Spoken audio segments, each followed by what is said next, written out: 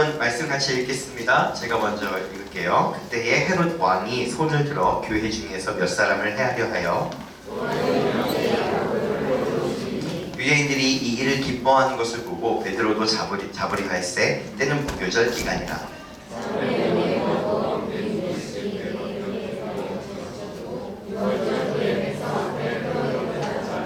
이에 베드로는 옥에 갇혔고 교회는 그를 위하여 간절히 하나님께 기도하더라.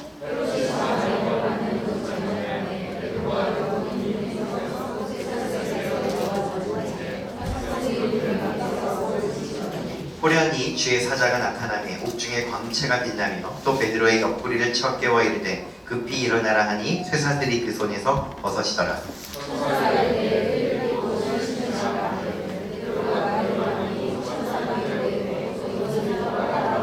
베드로가 나와서 따라갈새 천사가 하는 것이 생신 줄 알지 못하고 환상을 보는가 하니라.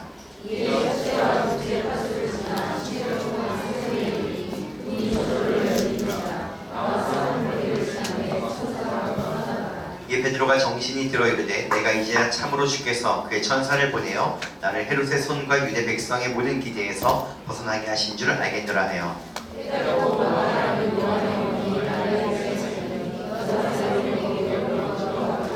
베드로가 대문을 두드리는데 로데라 하는 여자 아이가 영접하러 나왔다가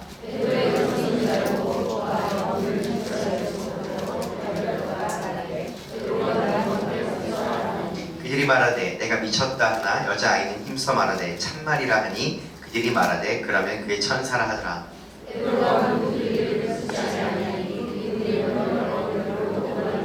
베드로가 그들에게 손짓하여 조용하게 하고 주께서 자기를 이끌어 옥에서 나오게 하던 일을 말하고 또 야고보와 형제들에게 이 말을 전하라 하고 떠나 다른 곳으로 가니라.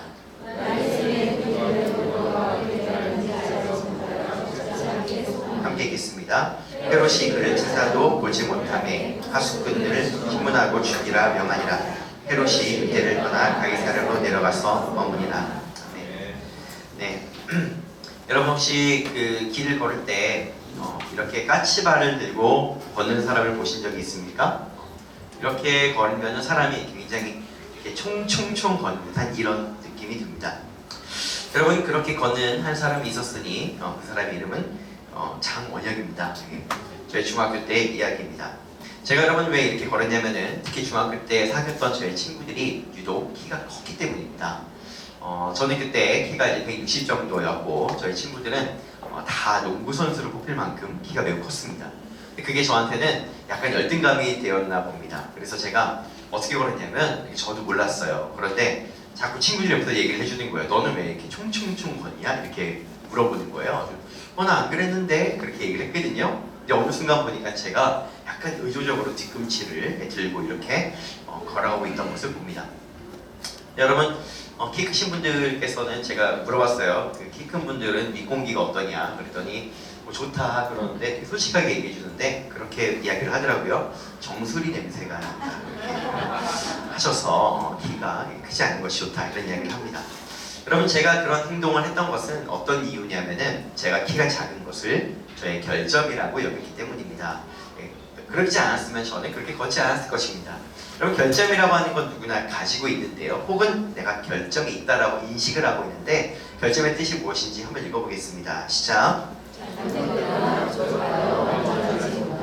잘못되거나 부족하여 완전하지 못한 점. 여러분 우리에게 이런 것이 있다고 여겨지면은 때로는 받아들입니다. 그래 나는 키가 작은 사람이야. 나는 뭐가 부족한 사람이야. 이렇게 받아들이면 편한데 잘 사람들이 받아들이지 않습니다. 그리고 내가 그렇게 하는 줄도 모르고 내 결점을 커버하고자 굉장히 애쓰며 살아갑니다. 여러분들은 어떤 결점이 있습니까? 그리고 그 결점을 커버하고자 어떻게 살아가고 있습니까? 우리가 살아가는 인생에 굉장히 많은 스트레스 중에서 먹고 사는 것, 우리 삶을 유지하는 것보다 훨씬 더 많은 스트레스를 유지하는 것, 사용하는 것이, 받아들이는 것이 결점을 감추는 것이라고 합니다. 여러분 결점을 인정하면 편하다고 합니다. 그러면은 이 스트레스가 사라진다고 하는데 우리는 잘 그러지 못하는 것 같습니다. 우리 옆에 있는 분들에게 인사 한번 하죠. 인정하면 인생이 편합니다. 이렇게 한번 인사하겠습니다. 네, 그래서 나의 결점을 알고 인정하는 분들은 복된 분들입니다. 왜냐하면 사람은 완벽하지 않기 때문입니다.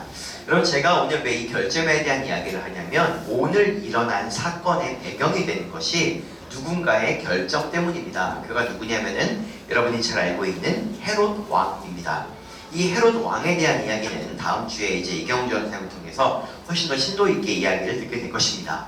여러분, 제가 약 1년 전에 이 헤롯 왕의 열등감에 대한 설교를 한 적이 있습니다. 여러분의 표정은 정말 그랬는가 이런 표정을 하고 있지만 어쨌든 그랬던 적이 있습니다. 그때 저의 설교의 요지는 무엇이었냐면은 헤롯 왕에 대한 분노가 예수에게 쏟아졌다라고 하는 이제 그런 분노 이전에 대한 그런 이야기였습니다. 여러분, 지금 헤롯 왕은 결점을 가지고 있습니다. 어떤 결점을 가지고 있는지 한번 읽어볼게요. 시작. 에돔 출신으로 선조가 대종하여 유대인이 된 안쪽짜리 유대인 가문. 여러분이 그때 설교를 통해 아시는 것처럼 혹 모르시더라도 여러분, 왕은 유대인들이 될 수 있는 거예요. 근데 이 헤롯은 유대인 혈통이 아니에요. 그냥 이방인인데 유대교를 믿어가지고 유대인으로 쳐주는 그런 사람이었고, 이때가 그 로마의 그 침범하에 있는 그런 시대이지 않습니까? 그래서 백성들이 뽑아준 왕이 아니라 로마에 아첨해가지고 나지 왕을 뽑아주세요 아첨해서 그렇게 왕으로 된 그런 가문입니다. 그래서 여러분들이 성경에 보시면 이 헤롯에 대해서 아셔야 될 때는 헤롯이 하는 모든 행동은 자기가 인정받지 못하는 왕이기 때문에 하고 있는 행동이라고 이렇게 배경을 보고 계셔야 여러분들이 이 모든 헤롯의 행동이 이해가 됩니다. 여러분, 지금 여기도 마찬가지입니다. 헤롯은 지금 이런 자기가 유대인이 아니기 때문에 당당하지 않고 백성들이 뽑은 게 아니라 침략해서 정복하고 있는 그 정부가 유명해진 왕이기 때문에 항상 어떤 생각을 가지고 있냐면은 저들한테 잘 보여야 돼. 백성들은 나를 별로 좋아하지 않을 거야. 이 생각을 계속 하고 있는 것이 헤롯 왕가라는 것을 여러분 기억하고 계셔야 됩니다. 그들에게는 그것이 결정이었습니다. 결정이에요. 그래서 여러분, 이 결정 때문에 무슨 일을 하게 되냐면 일단 결론적으로는 사도 야고보를 죽입니다. 그리고 베드로도 죽이려고 합니다. 그 내용이 이제 나와 있습니다. 1절로 3절 말씀 한번 같이 읽어볼까요? 시작. 헤롯 왕이 그들을 핍박하려 사도 유대인들이 좋아하는 것을 보고 베드로도 잡으려 합니다. 이때는 끝날 계약입니다. 이게 무슨 얘기냐면은 무교절은 6월절과 같은 날이라고 보시면 됩니다. 무교절과 6월절 다 아실 테니까 무슨 일인지 패스하고요. 6월절은 7일간 보내는 것입니다. 그 무교절의 뜻도 6월절이 시작된 후 7일간을 무교절이라고 말하는 것입니다. 이때는 유대인들이 그 장소에 이 절기 때문에 많이 모여 있습니다. 즉, 지금 이 헤롯 왕이 유대인들에게 인정을 받고 유대인들한테 자신이 어떤 환심을 사려면은 지금 여기 모여있는 유대인들의 기분을 좋게 해줘야 되는 겁니다. 그게 자기 결점이라고 생각을 했기 때문에 그런 일을 이제 생각을 하는 겁니다. 그래서 어떻게 했냐면은 바로 그때 헤롯 왕이 그 일을 핍박하면서 야고보, 드디어 여러분 사도 중에 첫 번째 순교자가 발생하게 됩니다. 여러분, 야고보 이전에 누가 먼저 순교했죠? 제일 먼저? 스테반의 직분은 뭐라고요? 집사. 그러니까 순교할 일이 있으면 누가 먼저 순교해야 된다고요? 집사. 네. 믿음 있는 집사님들이세요. 그런 날이 안 올 거라 생각하신 모양인데 드디어 사도 야고보가 순교하게 됩니다. 근데 여러분, 참 놀라운 것은 사도 야고보의 순교는 이 문장 하나 외에는 아무것도 나오지 않습니다. 단번에 옥에 갇히는 일도 없고 그 어떤 절차도 없이 그냥 야고보는 칼로 쳐 죽임을 당합니다. 그리고 형제 몇 명과 같이 그렇게 됐어요. 그런데 이렇게 되니까 유대인들이 어떻게 해요? 좋아하는 거예요. 왜냐하면 자신들의 복음을 반대하는 세력들이기 때문에 좋아하는 거예요. 그러니까는 이 좋아하는 장면을 본 겁니다. 그러니까 헤롯이 어떻겠어요? 환심을 사려고 내가 이 그리스도인들을 죽이니까 유대인들이 좋아하는구나. 그리스도인들을 죽이니까 여기 무교절날 모여있는 유대인들이 굉장히 기뻐하는구나. 그럼 어떻게 해야 되지? 가장 기뻐할 만한 사람을 죽이면 되는 거예요. 그래서 누구를 잡아온 거냐면은 베드로를 잡아온 것입니다. 이 배경은 헤롯 왕의 바로 이 열등감이 배경으로 있습니다.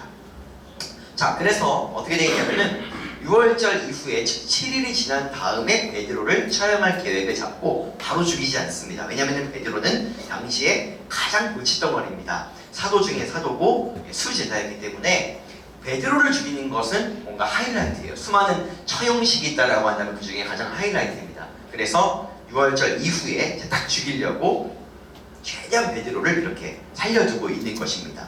근데 이게 뭐라고 되어져 있냐면은 군인 4씩 4패에 맡겨졌다 이렇게 되어져 있습니다. 그럼 보통 사람이 옥에 갇히면은요 군인 한 명이 한 4명 정도를 감시합니다. 근데 베드로는 여러분 보세요. 엄청나요. 16명이 베드로 한 명을 감시해요. 군인 4명씩 한 패예요. 그 패가 4패라는 것입니다. 16명이 베드로를 감시합니다. 왜 이렇게 삼엄하게 감시를 하는 걸까요? 첫 번째는 베드로가 이미 탈출의 경험이 있기 때문입니다. 그렇기 때문에 굉장히 삼엄하게 이렇게 하고 이 베드로를 통해서 유대인들의 관심을 얻는 이 하이라이트를 찍어야 되기 때문에 이 베드로에 대해서 굉장히 삼엄하게 감시를 합니다. 네. 자, 그럴 때 이게 이제 5절이죠. 5절에 뭐라고 나오냐면은 우리 5절 말씀을 같이 한번 직접 우리가 읽어보겠습니다. 시작.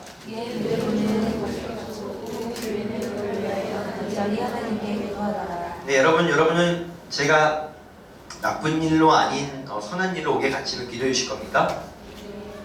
감사합니다. 네 분 정도가 대답하시고 2분 정도 망설이셨는데 그래요. 다 봤습니다. 네. 기도하고 있는 겁니다. 베드로가 잡혔기 때문에. 근데 여러분 여기에 오늘 굉장히 중요한 말이 있습니다. 이게 무엇이냐면 교회가 베드로를 위하여 하나님께 기도하더라 입니다. 이것에 대한 이야기는 여러분 잘 기억해 주시고 조금 넘어가 보도록 하겠습니다. 자, 베드로는 갇혔는데 어떻게 되죠? 베드로를 이제 잡아내려고 하는 바로 전날 밤이 됐습니다. 모든 사람들이 베드로를 주목하고 있습니다. 유대인들이 굉장히 들떠 있습니다. 내일이면 베드로가 죽겠구나. 드디어 저 골칫덩어리 베드로를 잡아 죽이겠구나. 지금 유대인들이 이 시간을 쭉 보내면서 굉장히 고무되어져 있는 바로 그날 밤에 하나님이 주의 사자를 보내십니다. 그리고 베드로를 끄집어내십니다. 베드로를 끄집어내는 이 장면은 영적으로 여러 가지로 해석할 수 있는 의미가 있지만 오늘 우리가 보고자 하는 각도는 아니기 때문에 간단하게 생략을 합니다. 어쨌든 천사가 와서 밤에 끄집어냅니다. 간수들은, 파수꾼들은 아무도 베드로가 나가는 것을 알지 못합니다. 베드로조차도 이게 꿈이야 생시야 이러면서 탈출하게 돼요. 밖으로 나오게 됩니다. 그래서 베드로는 꿈이나 환상인 줄 알았다고 여기 표현되어 있습니다. 그리고 나중에 정신을 차린다고 해요. 이게 꿈이 아니구나 이렇게 말해요. 이게 워낙 급작스럽게 빠르게 일어난 일입니다. 왜냐면은 막 신신어 막 그리고 띠띠어 겉옷 입어 막 굉장히 디테일하게 명령하면서 막 데리고 나오거든요. 자, 어쨌든 이제 이런 일이 일어났습니다. 자, 그리고 나서 베드로가 뭐라고 고백을 하냐면은 정신 딱 차려요. 정신 딱 차립니다. 내가 지금 감옥에서 나왔네? 하고서 정신을 차린 다음에 그 다음에 하는 이야기가 또 굉장히 중요한데요. 우리 이 이야기를 같이 한번 이 고백을 읽어보겠습니다. 시작! 네, 딱 정신을 차린 겁니다. 그래서 나를 헤롯의 손에서 벗어나게 했고 유대인들의 기대, 베드로가 드디어 죽는다라고 하는 이 기대에서 나를 벗어나게 한 것이구나 라고 이렇게 고백을 하는 장면이 나옵니다. 이것 여러분 잘 기억해 주시기 바랍니다. 자, 그래서 이제 어떻게 합니까? 베드로는 어디로 가냐면은 사람들이 모여서 기도하고 있는 곳에 갑니다. 여러분 아까는 뭐라고 이야기하냐면은 누가 기도했다고 했어요? 베드로가 잡혀있을 때? 대단하십니다 여러분. 그럼 보통 제가 여러분들과 설교하다 보면은 2분 정도 지나면 좀 잊어버리시던데 오늘은 오랫동안 기억하고 계세요. 네, 교회가 기도하고 있다고 이야기를 해요. 근데 여러분 이제 표현이 다르게 나옵니다. 어떻게 나오냐면은 사람들이 모여 기도하고 있는 마리아의 집으로 갔다 이렇게 나옵니다. 거기엔 사람들이 모여 기도하고 있었다 이렇게 표현이 나옵니다. 자, 거기로 갑니다. 그래서 문을 두드립니다. 네, 나 왔어 문 두드려요. 베드로 기분이 얼마나 좋을까요? 네, 좋죠. 근데 여자아이 로데라고 하는 아이가 나와요. 나와서 베드로의 음성을 듣고 문을 열어줘야 되잖아요. 근데 너무 기쁜 나머지 문 열어주는 건 까먹고 사람들한테 먼저 달려갑니다. 그래서 사람들한테 얘기하는 거예요. 베드로가 돌아왔다고 막 알려주는 거예요. 베드로가 왔어요. 막 이렇게 알려주는 거예요. 베드로 되게 어이없었을 거예요. 그냥 문을 열어줬으면 되는데 바로 너무 반가우니까 사람들한테 간 거예요. 근데 여러분 사람들이 어때요? 사람들이 안 믿어요. 네, 믿지 않고 미쳤다고 합니다. 그래서 로데가 강하게 얘기합니다. 어떻게 강하게 얘기했을까요? 저는 많은 상상을 해봅니다. 우리 교회 성도들 중에서 강한 몇몇 성도들을 떠올리면서 로데가 저렇게 얘기했구나 이렇게 생각을 합니다. 그냥 밖에 베드로가 왔어요. 이걸로는 야 미쳤구나 이렇게 얘기를 하니까 매우 세게 얘기를 한 겁니다. 그랬더니 뭐라고 그래요? 알겠어 라고 하는 게 아니라 이렇게 이야기를 합니다. 여기 이거 자는 다음 표 읽어보시겠어요? 시작. 베드로일 리가 없어. 왔으면 베드로의 천사야. 이게 무슨 얘기냐면은 베드로가 보낸, 그러니까 베드로를 지키는 어떤 천사지 베드로일 리는 없어. 이제 이렇게 합니다. 그런데 문을 열어보니까 누가 있어요? 베드로가 있습니다. 놀래요. 여러분 이 장면이 참 놀랍지 않습니까? 이들은 왜 기도한 걸까요? 이들이 뭐라고 기도했을까요? 베드로가 편하게 죽게 달라고? 자다가 죽게 달라고? 아니에요. 하나님 베드로가 잡혀갔어요. 베드로가 풀렸으면 좋겠어요 라고 기도했을 거예요. 간절히 기도했을 거예요. 성경의 교회는 하나님께 간절히 기도하더라 이렇게 되어져 있습니다. 근데 자신들이 기도를 해놓고 응답을 받는데 매우 믿질 않습니다. 믿질 않아요. 여러분들은 어떻습니까? 여러분들 정말 기도하면서 믿으면서 기도하십니까? 아니면 여러분 주문을 외우듯이 기도하십니까? 어떻습니까? 아니면 정말로 믿으면서 기도했는데 응답이 안 되는 경우가 있습니까? 그래서 여러분들의 기도에 확신이 없습니까? 여러분 제가 지난주에 이어서 지난주가 아니라 지지난주죠. 베드로가 지금 이 사도행전이 예수 그리스도에서 사도들 즉 베드로와 그 다음에 사도 바울로 이어지는 이 장면에서 베드로가 지금 이 마지막 정점을 찍고 있는 이 이야기는 어떤 이야기냐면은 내가 교회를 무엇 위에 세우겠다? 반석 위에, 페트라 위에 세우겠다라고 말씀하신 하나님이 실제로 교회를 세우는 장면을 지금 베드로를 통해 보여주고 있다라고 이야기를 했었습니다.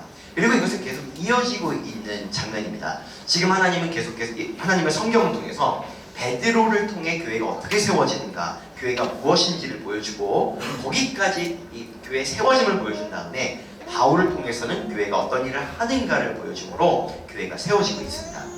여러분 아까 읽었습니다. 뭘 읽었냐면 5절에 이런 글을 읽었습니다. 한번 읽어보겠습니다. 시작.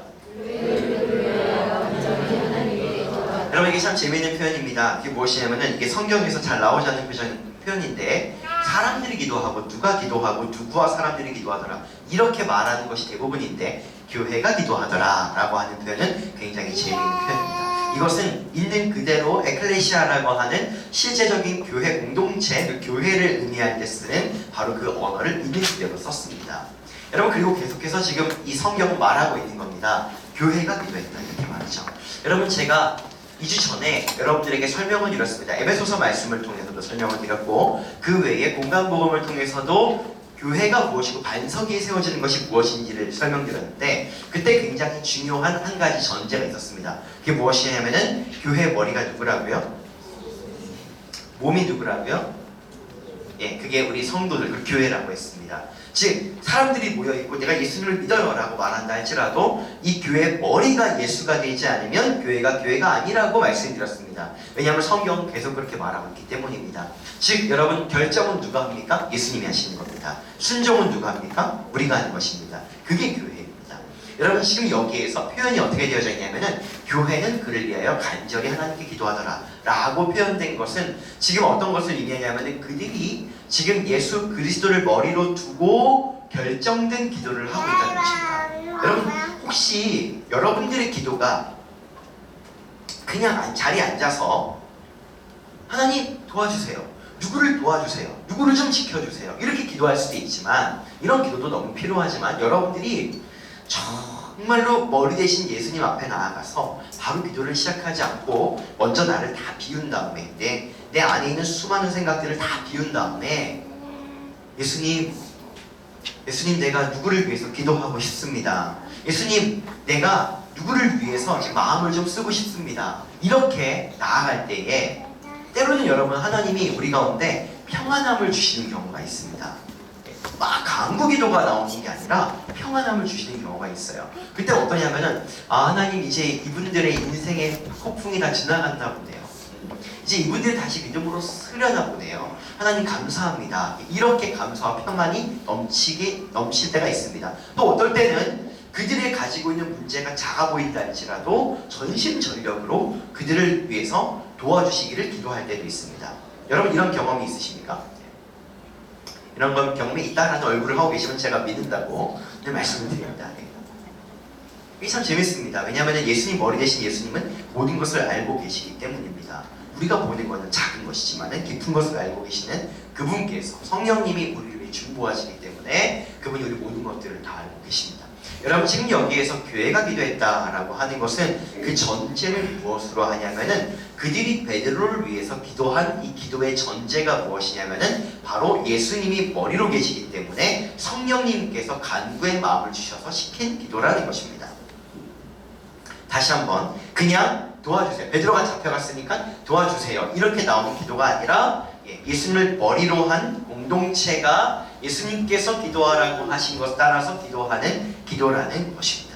즉 그들이 기도했을 것입니다. 그들이 예수님 우리가 어떻게 해야 되겠습니까? 라고 기도했을 것입니다. 그런데 그들은 성령님과 소통하는 존재들이었기 때문에 사도들이었기 때문에 우리가 간구하라고 하나님 말씀하신다. 베드로를 위하여서 마음을 쏟아서 간절히 기도하라고 말씀하신다. 그래서 우리가 간절히 기도하자라고 기도를 한 것입니다. 여러분 그래서 뭐라고 이야기를 합니까? 우리가 그때 읽었던 바로 그 말씀입니다. 내가 이 반석 위에 내 교회를 세우리니 바로 이 교회는 절대로 음부의 권세가 틈타지 못하고 이기지 못할 거라고 이야기를 합니다. 여러분 여기서 보여줍니다. 무엇을 보여주냐면은 베드로는 음부의 권세가 이기지 못하는 것이 무엇인지를 보여주고 있습니다. 그게 무엇이냐면 아까 읽었던 베드로의 고백입니다. 이 고백, 제가 아까 좀 빨간색 글씨로 써서 잘 기억하라고 했던 말씀인데요. 같이 한번 읽어보겠습니다. 시작.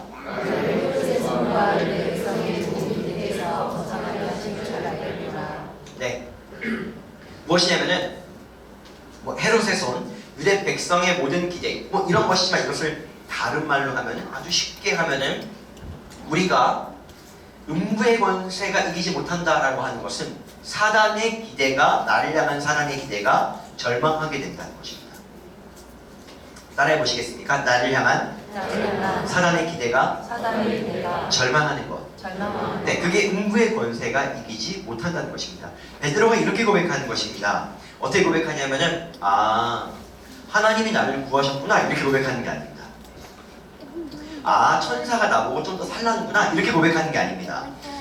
여러분이라면 어떠겠어요? 여러분이 감옥에 갇히고 여러분들이 어디에 매여 있다가 나오면은 뭐라고 고백하시겠습니까? 이게 꿈이야 승시야 그러다가 하나님이 나 구해주신 거구나, 하나님이 나를 안전하게 하신 거구나, 하나님이 나를 더 살라고 하신 거구나 이렇게 고백할 것입니다. 이게 자연스러운데 베드로의 고백은 아주 단순합니다. 그게 뭐냐면은 헤롯의 손에서 구출하시며 유대인들의 모든 기대에서 나를 건져내셨다. 유대인들의 모든 기대를 절망시키셨다. 이렇게 말합니다. 여러분 교회는 절대로 음부의 권세가 이기지 못하는 곳입니다. 믿으십니까 여러분? 이것은 예수님께서 머리가 되시고 우리가 몸으로 살면은 바로 그것이 교회라는 것입니다. 그리고 그것은 무엇이냐면 우리를 향한 사단의 모든 기대감들이 완전히 절망하게 된다는 것입니다. 완전히 절망하고 대성통곡하게 된다는 것입니다. 여러분 그것이 교회고 그것이 교회의 위력이고 그것이 교회의 본질입니다. 그리고 우리가 그런 교회입니다. 우리 옆에 있는 분들에게 인사하죠. 당신을 통해 사단이 절망하게 될 것입니다. 이렇게 인사하겠습니다. 사단이 절망하게 될 것입니다. 네, 유재경 이사님 앞에 영어로 인사하시고 하셔야 됩니다. 평화로 오셨다가 얼굴이 어두워졌어요.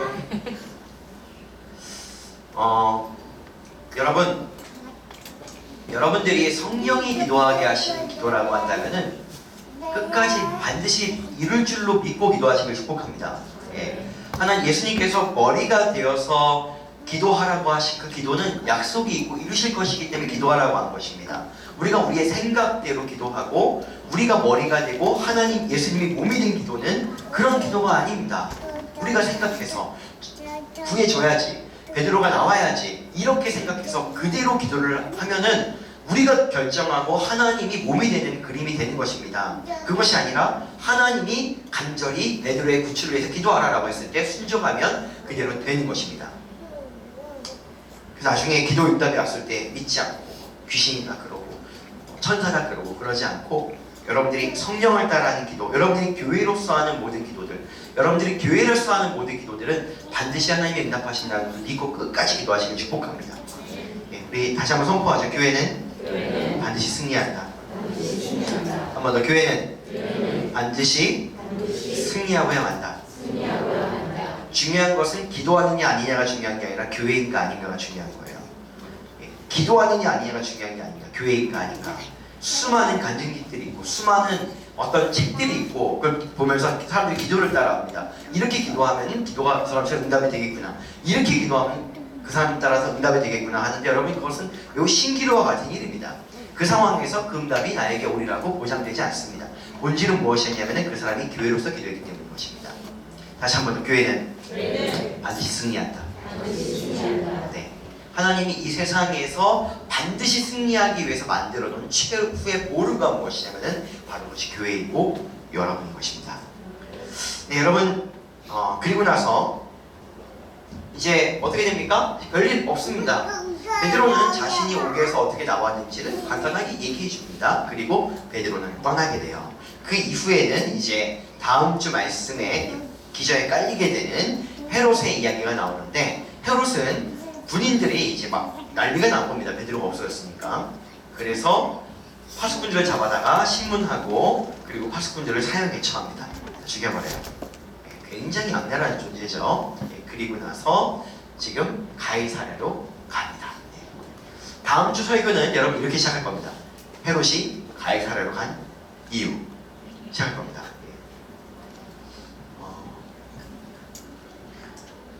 여러분 다음 주에 감탄하게 될 거예요. 아, 목사님 연말이구나, 뭐 이렇게요. 그게 아니라 저는 이미 다음 주 설교 원고를 받았어요. 받았기 때문에 더 자세히 이제 이 헤롯을 통해서 하는 영광 받으신 일들을 여러분 보시게 될 거예요. 자, 이제 여러분 오늘의 말씀을 마치면서 믿을 수 없다는 표정인데요. 우리 한번 이 얘기를 한번 해보겠습니다. 자, 그리고 야고보의 죽음과 그리고 베드로의 구원에 대한 이야기입니다. 여러분 여기 한번 보세요. 야고보가 여러분 굉장히 중요한 인물이에요. 예수님이 항상 어디든지 데리고 다닌 인물이 3명이 있습니다. 누구예요? 베시입니다. 네. 그리고 요시입니다. 야시입니다. 야고보, 그리고 요시입니다. 요한. 그리고 거기에 조금 더 끼면은 안드레까지 낍니다. 베드로, 안드레, 야고보, 요한, 이렇게 4명을 하나님이 예수님이 짐작으로 데려다니시지만 특별히 그 3명은 하나님이 예수님이 어디든지 함께 가십니다. 어디든지 함께 있어요. 정말 귀하고 굉장히 귀중하게 여기는 이런 제자입니다. 이 야고보는 베드로보다 성질이 급해요. 별명이 막 우레의 아들 막 이렇게 붙여주고 막 그렇습니다. 성질이 급해서 그랬을까요? 사도 중에 가장 먼저 순교를 당하게 되었습니다. 근데 여러분 너무 야속합니다. 진짜로 여러분 야고보에 대한 증거는 이제 없습니다. 야고보가 성령을 받고 사도가 된 다음에 야고보에 대한 증거가 하나도 나오지 않다가 제일 먼저 사도 중에 순교한 자로 나오고 끝나버립니다. 그리고 여러분 참 약이 오르게 이거를 여러분 그 야고보의 유족들이 이 성경을 본다면 지금 약이 오를 거예요. 왜냐하면은 자신의 가족인 야고보는 아무런 일말의 기회도 없이 칼에 맞아 죽었어요. 바로 한 문장으로 끝나요. 그렇게 예수님 옆에서 그렇게 열심히 살았던 사도 중에 한 명인데 2절에 끝입니다. 요한의 형제 야고보를 칼로 죽이니 끝. 너무하지 않습니까? 그리고 그 다음에는 베드로를 엄청나게 길게 이야기를 하고 있습니다. 여러분 저는 이제 이 성경을 있는 그대로 보면서 왜 베드로를 살려놓으셨는지 그러니까 야고보가 왜 빨리 죽었는지 모르겠지만 베드로는 왜 살았어야 했는지는 우리가 이제 이 성경을 보면은 알죠. 하나님이 교회에 대해서 증거하셔야 되고 베드로는 어쨌든 순교하거든요. 나중에 베드로에게 맡겨진 사명이 더 있기 때문에 이 사람은 살았다는 건 우리는 알 수 있습니다. 근데 여러분 이렇게 보면 어떠냐면은 좀 불쌍하지 않습니까? 좀 불공평하다고 생각되지 않습니까? 저는 그랬어요. 왜 야고보는 이렇게 짧게 증거하고 빨리 죽고 베드로는 얄밉게도 바로 그 이후에 천사가 건져주는 장면을 이렇게 자세히 써놨을까? 되게 좀 불공평하다. 야고보는 좀 속상했을 것 같고 베드로는 좀 안 그랬을 것 같다. 뭐 이런 생각을 제가 좀 해보았습니다. 여러분들은 야고보가 순교했기 때문에 어디를 갔다고 생각을 하십니까? 네, 천국에 갔다고 믿으십니까? 네, 저도 믿습니다. 야고보는 순교해서 천국에 갔다고 믿습니다. 네, 그리고 여러분들에게 질문하겠습니다. 여러분들은 이 땅을 삶을 마치면 천국에서 영원히 살게 될 거라는 걸 믿으십니까? 네, 진짜 믿으십니까? 그럼 정말로 믿으십니까?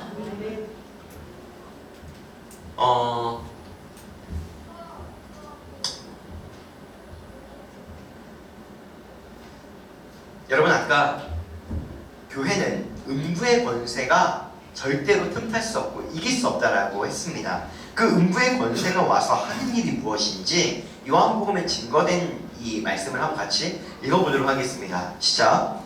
여기 오는 것은 육지라고 죽이고 열방시를 여는 것뿐이요 내가 온 것은 양으로 생명을 얻고 흔적이 없게 하려는 것이다. 도둑은 즉 음부의 권세 사단은 정확하게 예수님이 하려고 하는 일에 반대되는 일을 하려고 왔다고 증거하고 있습니다. 예수님이 하려고 하는 일은 무엇이냐? 우리에게 영생을 얻게 하고 더 풍성하게 하려고 하는 것입니다. 그것은 이 땅에서뿐만 아니라 그 땅에서 모두 마찬가지입니다. 그리고 도둑이 오는 것은 뭐 하는 것이냐면 도둑질하고 죽이고 멸망시키려는 것입니다. 그거는 우리가 순교당하고 우리가 일찍 죽고 이런 거를 말하는 것이 아닙니다. 왜냐면 정확하게 반대로 뭐라고 말하냐면은 우리가 영원한 생명에 대한 소망을 주시기 위해서 예수님이 오신 것입니다. 여러분 정말로 우리가 이 땅의 삶을 마치면 천국 갈 거라고 믿으십니까? 그 영원히 살 것을 믿으십니까? 여러분들 저는 제가 이 설교를 준비하면서 정말로 원혁아 네가 죽으면 천국에 갈 거를 너 정말로 믿느냐라고 하는 이 질문이 저한테 그렇게 가볍게 오지 않았습니다. 굉장히 무게 있게였어요. 그리고 이 소망을 빼앗아가는 것이 도적이요 사단이라는 것입니다. 그리고 이것이 음부의 권세라는 것입니다. 여러분 한번 보세요. 우리 중에서 인생을 혹시 나는 그렇게 오래 살고 싶지 않다 이런 분들 계십니까? 간혹 계실 수 있습니다. 요즘 시대가 하도 의학의 발달해서 오래 사는 시대니까요. 그런데 여러분 짧게 사는 것은 별로 좋다라고 느끼는 경우는 별로 없습니다. 오랫동안 좋은 것들을 누리면서 그리고 장수하고 싶은 것이 우리 모두의 소망입니다. 여러분 저도 늘 고백하는 것은 여러분 성경이 말하는 120살을 한번 제가 초월해보는 것이 저희 야무진 꿈입니다. 오래 살고 싶어요. 사람들이 다 오래 살고 싶어요. 이 땅의 사람들이 오래 살려고 굉장히 많이 애를 써요. 좋은 것을 먹고 좋은 것을 취하려고 하고 나쁜 것을 먹지 않으려고 하고 그렇게 삽니다. 그리고 그냥 오래 사는 것뿐만 아니라 유병장수하면 의미가 없다. 무병장수해야 된다. 굉장히 오래 살려고 애를 씁니다. 많은 그리스도인들도 그렇습니다. 왜냐하면 여러분 지금 여기 보면은 우리가 혹시라도 저처럼 이런 느낌을 받았다라고 한다면 야고보는 빨리 죽고 베드로는 건지신 것이 뭔가 약간 의아하고 불공평하다 이런 생각을 하고 있다라고 한다면은 이것은 제 안에도 이런 생각이 들었는데 이것은 무엇을 전제로 하냐면 오래 사는 것이 더 선한 것이다. 일찍 죽는 것은 억울하고 좋지 않은 것이다. 이런 생각이 있기 때문에 우리 가운데 이런 야고보와 베드로를 비교하게 되는 것입니다. 그런데 여러분이 있잖아요. 우리가 오랫동안 좀 살아보려고 좀 오랫동안 장수해보려고 애쓰는 삶은 언제 의미가 없어지냐면은 우리가 영원한 삶을 얻으면 의미가 없어지는 것입니다. 그렇지 않습니까 여러분? 내가 오래 살려고 애쓰는 것 120살까지 살아봐야지 110살까지 살아봐야지 100살까지만이라도 살아봐야지라고 고민하고 발버둥치던 인생이 갑자기 어떤 인생을 만나게 된 거냐면은 너 영원히 살아 이렇게 돼버린 거예요. 그럼 여러분 영원히 사는 게 의미가 있어요? 오래 사는 게 의미가 있어요? 오래 사는 건 아무 의미가 없어지는 거예요. 오래 사는 거. 여러분 제가 이 야고보와 베드로를 이렇게 보면서 야고보는 왜 빨리 죽고 베드로는 왜 여기서 건져냈는가? 이것이 뭐가 불공평하다라고 생각하는 것 자체가 제가 무엇을 지금 잊고 있는 것을 말하냐면은 둘 다 어차피 영원히 살 존재라는 것을 잊고 있는 거예요. 둘 다 어떤 존재냐면은 야고보는 일찍 죽었고 베드로는 좀 늦게 죽었다 이렇게 구분할 수 있는 존재들이 아니라 둘 다 영원히 사는 존재들인데 둘 다 순교했다 끝인 거예요. 베드로 나중에 순교하거든요. 더 이상 얼마나 사느냐는 중요해지지 않는 것이 우리가 이 땅에서 진짜로 하늘의 소망을 두고 살고 그 영원한 삶을 인정하느냐에 이 우리의 가치관에 영향을 준다라는 것을 알게 되었습니다. 그래서 제가 하나님께서 이 말씀을 통해 저에게 질문하는 것은 원영아 너 진짜로 너는 오래 사는 것이 중요하냐? 넌 정말로 네가 죽으면 영원한 삶이 있다고 믿느냐? 네, 주님 믿습니다. 이거는 제가 쉽게 대답을 하는데 그런데 이것을 이렇게 가지고 온다면 그러면 네가 여기서 오래 사는 것은 크게 중요하지 않다. 이렇게 다가온다라고 하면 굉장히 다른 무게라는 것을 알게 됐어요. 여러분들은 어떠십니까? 여러분 저는 좀 특별히 제가 이제 아버지 입시를 했기 때문에 저한테 좀 어렸을 때 그런 기도가 있습니다. 저희 자녀들은 그러니까 나는 좀 오래 살고 싶다. 그 이유는 무엇이냐면은 우리 자녀들한테는 이 아빠의 사랑을 좀 많이 주고 싶다. 오랫동안 주고 싶다. 애비 없는 자식으로 안 살게 하고 싶다. 저는 그런 소망이 좀 있습니다. 그렇기 때문에 저는 좀 특별히 좀 더 제가 오래 살고 싶고 그렇다라고 변명 같죠 여러분? 그런 소망이 있어요. 그런데 이게 물론 이 땅에서 우리가 정해진 연수대로 오랫동안 잘 사는 거 되게 중요한데 근데 이게 아무 의미가 없어진다는 거예요.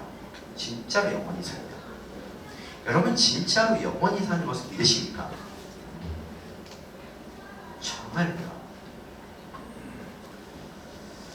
성경은 뭐라고 이야기를 하냐면은 그래서 여러분 이 진짜 영원한 삶이 있다라고 믿어지면은 그 다음부터는 삶이 어떻게 바뀌냐면은 오랫동안 사는데 초점이 있는 게 아니라 어떻게 사느냐에 초점으로 옮겨지게 됩니다.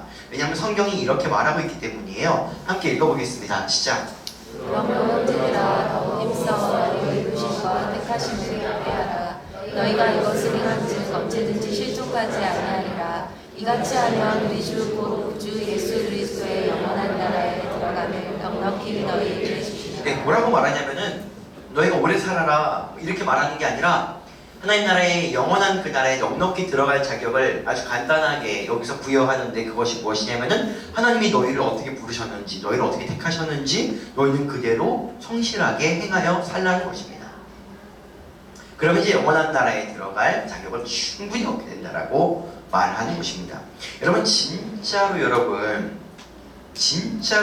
다시 한번 질문하는데 우리가 죽으면 천국에서 영원히 살 것을 믿으십니까? 그럼 여러분 우리는 진짜로 그걸 믿는다라고 한다면은 삶이 예수를 믿기 전과 절대로 같을 수가 없습니다. 왜냐하면은 이제부터의 삶의 의미는 완전히 바뀌어버립니다.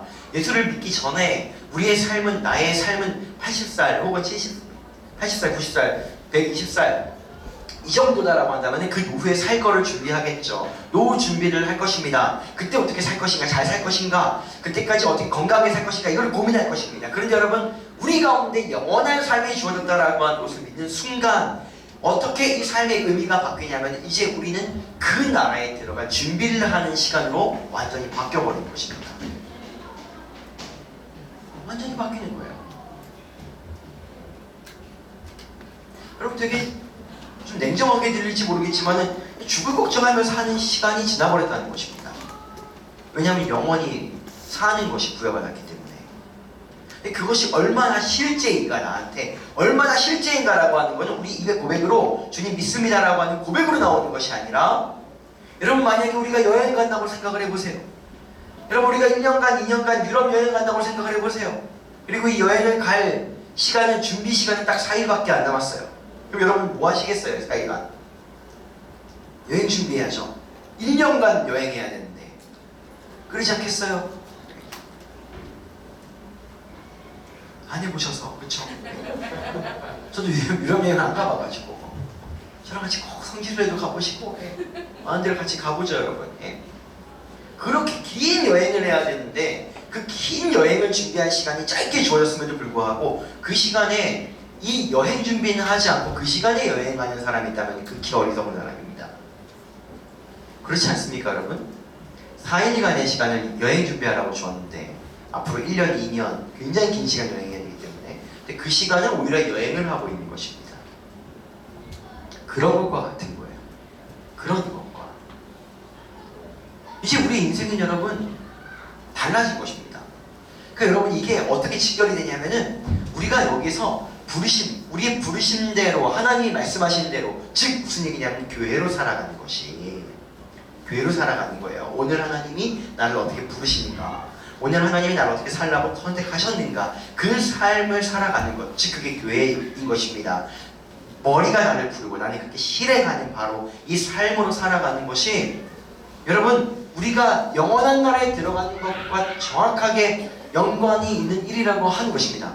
삶이 바뀌는 것입니다. 어떻게 바뀌냐면은 예수님 믿었구나. 나는 죽으면 처음 가는구나. 근데 이 땅은 여전히 고통스러우니까 주님 내 문제 좀 해결해 주세요. 내 문제 좀 고쳐주세요. 내 어려움 좀 고쳐주세요. 이렇게 사는 것이 아니라 지금 내 어려움과 아픔이 있다 할지라도 내 영원한 나라는 슬픔도 없고 눈물도 없고 아픔도 없고 고통도 없는 나라라고 하는데 그 나라에 내가 어떻게 들어갈 것인가, 그 나라에 들어가기 전에 나는 무엇을 준비할 것인가, 어떻게 하나님을 더 알아갈 것인가, 어떻게 믿음의 모험을 할 것인가, 오늘 나는 교회로서 어떻게 살 것인가로 삶의 전환점이 바뀌어져 있지 않으면 이것은 영원한 나라를 소망하는 삶이 아니라는 것입니다. 음부의 권세가 하는 일이 무엇이냐면은 영원한 생명을 소망하지 못하게 만드는 것입니다. 그것이 무엇이냐면 우리에게 영원한 소망, 영원한 삶이 있음에도 불구하고 어떻게 사는 것이냐면은 그 영원한 삶이 마치 없는 것처럼, 이 삶이 마지막이고 끝인 것처럼, 마치 이 삶이 우리 인생의 여행의 전부인 것처럼 살아가도록 만드는 것이 음부의 권세가 하는 일이라는 것입니다.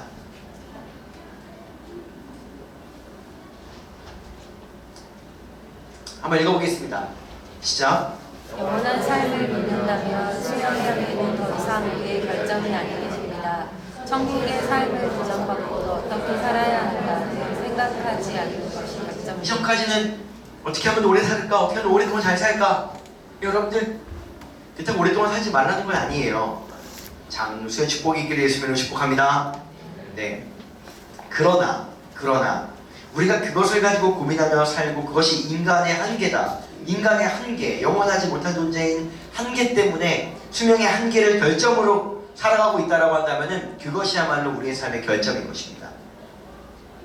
그것이야말로 천국의 삶을 보장받고도 어떻게 살아야 하는가를 생각하지 않는 것이 우리의 결점인 것입니다. 또 읽어보겠습니다. 시작. 영원한 삶을 소망을 두지 않는 것이 가장 큰 음부의 권세의 역사다. 네, 이게 사단의 원함이에요. 그럼 여러분 아까 베드로가 이렇게 이야기했어요. 교회는 유대인들 그리고 헤롯의 손에서 나를 구출할 뿐만 아니라 유대인들의 모든 기대를 좌절시키는 것이다 라고 이야기를 했는데, 그럼 여러분 교회는 무엇입니까? 음부의 권세와 사단의 원함을 좌절시키는 것이 교회라고 제가 선포했습니다. 그들이 어떻게 하면 좌절하겠습니까? 그들이 어떻게 하면 좌절되겠습니까? 그들이 원하는 것은 우리가 영원한 삶에 소망을 두지 않는 것입니다. 말로는 그렇게 하는 것입니다. 주님 내가 죽으면 천국 갈 줄 믿습니다. 이거 모두 다 고백합니다. 그런데 말은 그렇게 하는데 그들의 삶이 말입니다. 삶이 마치 천국은 없는 것처럼, 이 땅이 마지막인 것처럼, 이 땅에서 얻는 모든 것들이 마지막인 것처럼 살아가는 삶을 산다라고 한다면은 그런 삶에는 사단이 여전히 소망을 두는 삶일 것입니다. 그런데 어떻게 되는 것? 영원한 삶에 소망을 두는 것. 이렇게 결정하는 거죠. 그래, 나는 이제 영원히 살게 됐어. 저랑 한번 따라해 보시겠어요? 그러니까 그래, 나는 영원한 생명을 얻었어. 영원한 생명을 얻었어. 이것은 실제야. 이것은 실제야. 정말 실제입니까, 여러분? 정말 실제입니까?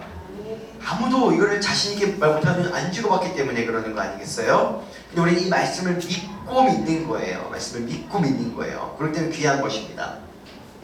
천국 가봐서 믿으면 아무 소용이 없습니다.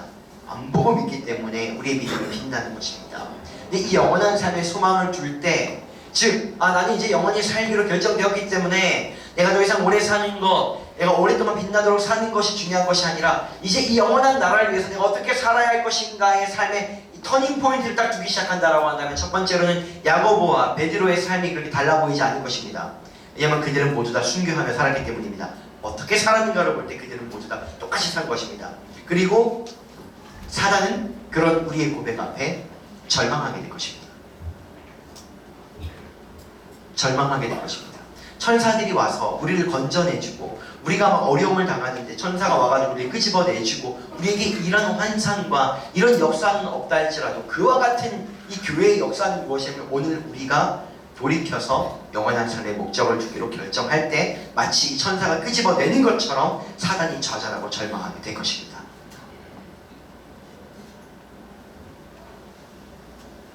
마지막입니다. 같이 한번 읽어보겠습니다. 시작. 사단의 길을 가상으로 보고 요나단 나를 어떻게 준비할지 기대하며 그날에 마침내 하나님 아버지의 품에 넉넉히 안기는 순전한 성도 되시기를 축복합니다. 인생을 막 살라고 하는 것 아닙니다.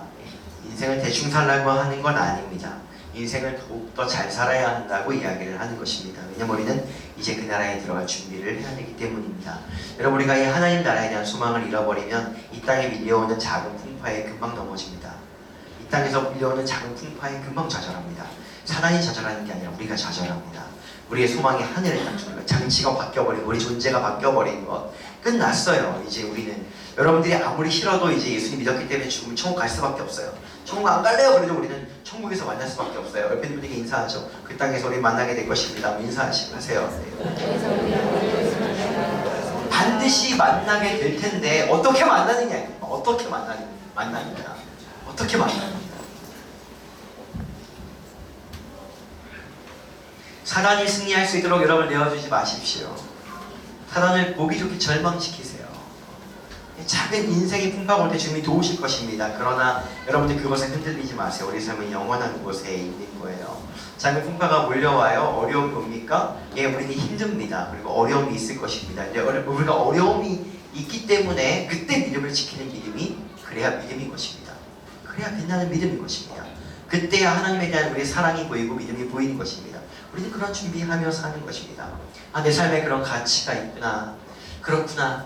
나는 하나님 나라에 들어갔을 때 하나님 보이시는 분인데, 예수님이 보이는데, 천국이 보이는데 천국 믿는 거 누가 못하겠어요.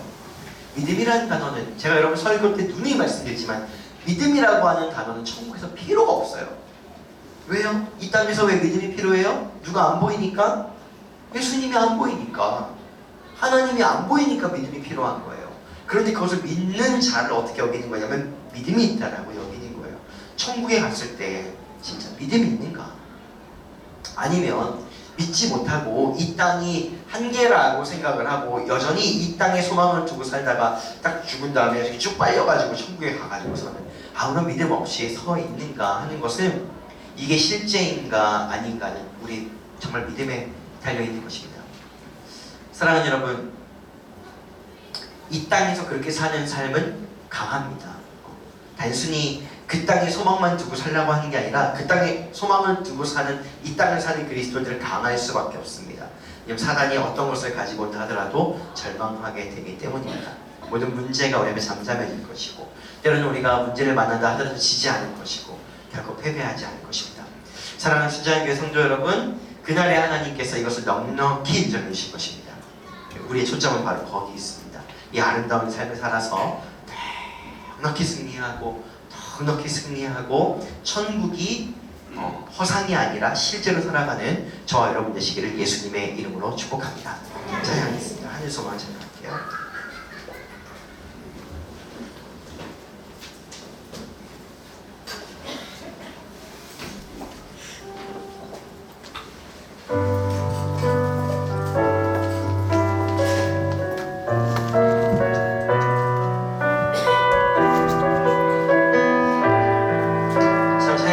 지금은 비록 땅을 바탕으로 살지라도 지금은 비록 땅을 바탕으로 살지라도 내 영혼 저 하늘을 디디며 사네.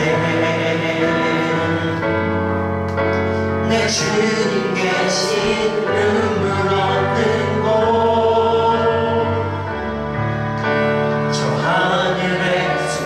내 소망이네.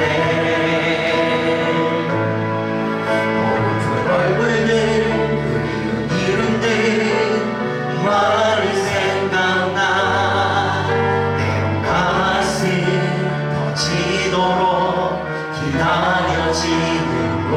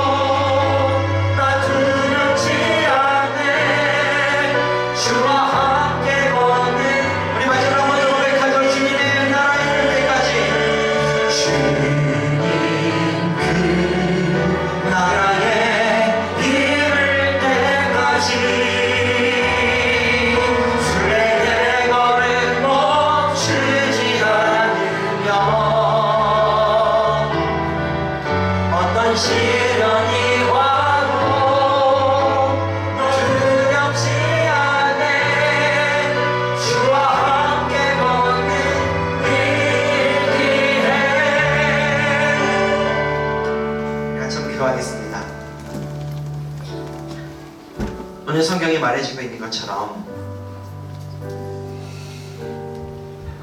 교회가 기도했습니다. 기도한 존재들이 교회였기에 기도한 대로 그 역사는 일어났습니다. 왜냐하면 그 기도의 전략이 하나님으로부터 나왔기 때문인 것입니다. 그들은 보기 좋게 승리했고 그들은 믿지 못했다 할지라도 그 전략이 하나님으로부터 나왔기 때문에 이것은 넉넉히 이겼습니다. 그리고 사단의 기대감들은 무력화되었습니다. 야고보가 죽었을 때 이 사도들의 마음이 어땠을까요? 그럼 오늘 같이 이렇게 예배드리던 사람 중에 한 명이 칼에 맞아 그냥 순교한 것입니다. 아, 우리도 언제 죽을지 모르겠구나. 우리도 언제 죽을지 모르겠구나. 그들은 그랬을 거예요. 그러나 나의 형제 야고보여, 그 땅에서 만나자. 네가 이 땅에서 예수님을 머리로 두고 교회로 살았기에 너는 그 땅에서 영광의 사람이 될 것이다. 그렇게 하고 묵묵히 이 성경은 요한의 형제 야고보를 칼로 죽이니 라고 말하고 모든 것을 덮어버립니다. 왜냐하면 영원한 생명을 바라보는 자들이 이들이기 때문입니다. 같이 한번 여러분 기도하면서, 여러분 여전히 우리의 삶에 수많은 어려움들과 아픔들이 있어요. 이것들을 무시하고 광신도가 되라고 말하는 것은 아닙니다. 그러나 여러분, 우리가 알아야 되는 것은 무엇이냐면 이 삶이 끝이 아니라는 것입니다. 이 삶이 절대 끝이 아니라는 것입니다. 우리는 이 삶 너머의 다른 삶을 준비하는 기간으로 예수님을 믿는 순간 바뀐 것입니다. 그럼 우리가 어떻게 살아야 하겠습니까? 어떻게 살아야 영광스럽게 영원히 살겠습니까? 우리 함께 기도하면서, 하나님 아버지, 내가 나의 입술로 천국이 있다고 고백하는 자가 아니라 나의 삶으로 천국을 기대하는 삶을 살게 하여 주시기를 원합니다. 내 삶, 내 전체가 진짜 이 땅에서 누리는 금은보화와 이 땅에서 누리는 장수와 명예보다 그 땅에서 영원한 삶이 훨씬 중요하다라고 진짜로 믿는 삶으로 보여진 인생이 되어서 믿지 않는 자들에게도 천국의 소망이 뿌려질 뿐만 아니라 이 땅에서 사단의 모든 전략들이 무력화되고 좌절되는 멋있는 인생을 살았으면 좋겠습니다. 천국은 있습니다. 그 천국이 오늘 나에게 실제가 되는 삶을 살게 하여 주시옵소서. 다 같이 기도하겠습니다. 하나님, 오늘 우리가 고백합니다. 교회를 세우시며 음부의 권세가 틈타지 못하도록 교회를 세우십니다. 절대로 이 천국의 소망을 빼앗아가지 못하도록 세우십니다. 아버지 하나님, 그저 야고보는 그렇게 살았습니다. 베드로도 그렇게 살았습니다.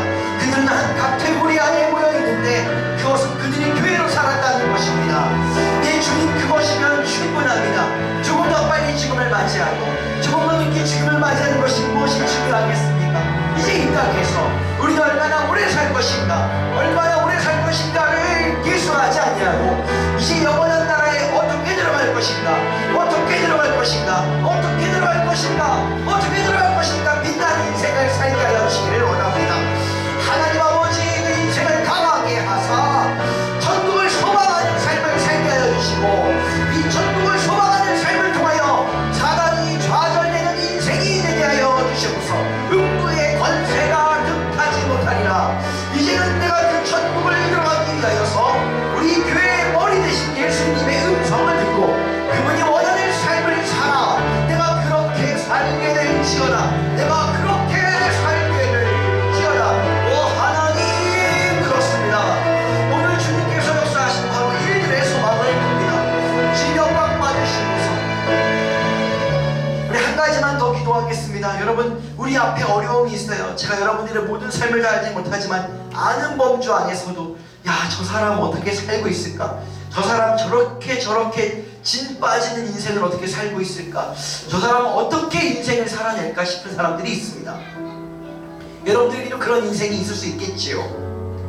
근데 여러분, 더 중요한 게 우리가 영원한 삶을 살기로 결정되어 있다면은 하나님, 나의 이 어려움에서 도와주세요 보다 더 중요한 게 있는데 그것이 무엇이냐면 천국에서 영원히 빛날 것을 소유하는 것입니다. 그게 믿음입니다. 더 중요한 것은 하나님 아버지, 내가 오늘 진흙탕에 온몸이 빠져가고 숨이 막혀 죽는 것 같을지라도 하나님은 선하신 분이고 내가 하나님을 찬양합니다라고 하는 그 고백입니다.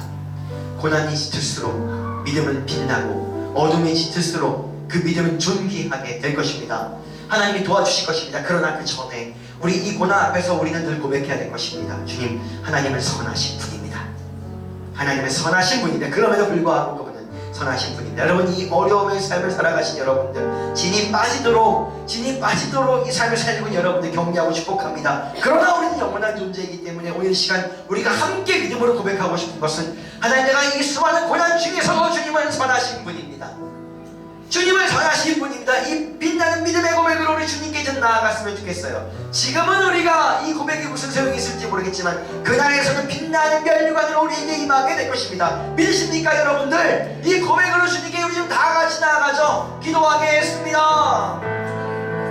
하나님, 우리가 지금 이 땅을 밟고 산다 할지라도 여전히 우리의 삶을 옥죄는 것 같은 어려움들이 있다 할지라도 그럼에도 불구하고 우리가 빛나는 믿음의 면류관을 소망하며 고백하는 것은 그렇습니다.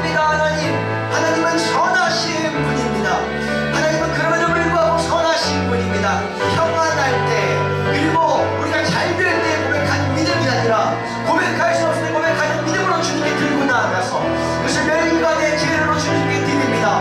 하나님 받으시고 아버지, 우리의 인생이 이 땅에서보다 그 땅에서 빛나는 인생이 되게 하여 주시옵소서.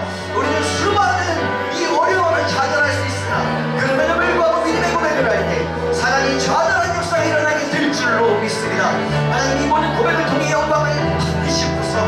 이 모든 고백을 통해 믿음의 멸류관으로 우리가 허락하여 주시옵소서. 주님, 그렇습니다. 그 길을 걸어가는 자들을 축복하고 격려합니다. 주님, 인도하여 주시고 걸어가게 하십시오. 주님 나라에, 주님 그 나라에 이를 때까지 순례의 걸음 멈추지 않으려. 어떤 시련이 와도 나 두렵지 않네. 주와 함께 걷는 이 길에. 하나님, 야고보의 삶이 너무 처참하게 그냥 죽어가는 것 같을지라도 그는 이 땅에서 교회로 살았기에 그 땅에서 빛나는 삶을 살고 있을 것입니다. 하나님, 우리는 정말로 믿고 싶습니다. 우리가 영원한 존재가 되었다는 것을, 우리가 이 땅을 살아가는 이 육체를 가지고 살아가는 것은 정과 같은 시간이라는 것을 정말로 믿고 싶습니다. 예수 믿으면 바로 갖는 믿음인데 진짜로 그 믿음 위에 서게 하여 주십시오. 이 땅의 두려움이 두려움이 되게 하지 않게 하시고 이 땅의 절망이 절망이 되지 않을 것은, 아버지, 우리가 두렵고 절망이 짙을수록 그래도 불구하고 주님 사랑합니다. 그래도 불구하고 주님은 선하십니다. 고백할 때 우리 주님 얼마나 큰 영광 받으시겠습니까? 마지막 날에 사랑하는 아들아, 잘 왔다. 너의 고난이 짙었음에도 불구하고 너는 나에 대한 믿음을 저버리지 않았다. 네가 나를 믿었으니 내가 너에게 멸류관을 베푸노라. 하나님, 우리가 이 땅에서보다 그 땅에서 빛나는 인생으로 살 수 있도록 오늘 이 땅에 때로는 처절한 고난 앞에 서는 자들에게 힘을 주시기를 원합니다. 축복합니다. 하나님, 사랑하는 성도들의 삶에 어려움이 많습니다. 그 어려움들을 해결하여 주십시오. 응답의 때를 앞당겨 주십시오. 하나님을 열어주십시오. 그러나 지금 더욱 간구하는 것은 그보다 앞서서 그들이 믿음의 고백을 하게 하여 주십시오. 믿음의 삶을 살게 하여 주시옵소서. 사랑을 좌절시키고 하나님 절망에 나가 떨어지는 인생, 잘 되는 인생이 그러한 게 아니라 고통의 인생 앞에 하나님 절망하는 바로 그 인생, 그 깊은 비밀 앞에 서서 주님의 영광이 되게 하여 주시기를 원합니다. 이제는 우리 주 예수 그리스도의 은혜와 하나님 아버지의 놀라우신 사랑과 성령님의 오늘날 우리로 하여금 교회로 살아 영원히 승리하게 하실 그분의 인도하심과 우리의 교통하심이, 주님 오늘 이곳에서 그 영원한 삶을 사는 것, 교회로 사는 것, 이제는 얼마나 사느냐가 아니라 어떻게 사느냐에 목숨을 거는 인생으로 아름답고 눈부시게 그 땅에서 인정받을 이곳에 있는 귀한 성도들, 오늘 함께하지 못한 분들, 이 지역과 교회들과 강남의 성도들과 그 나라와 열방 가운데 지금부터 영원토록 함께하시기를 간절히 축원하옵나이다.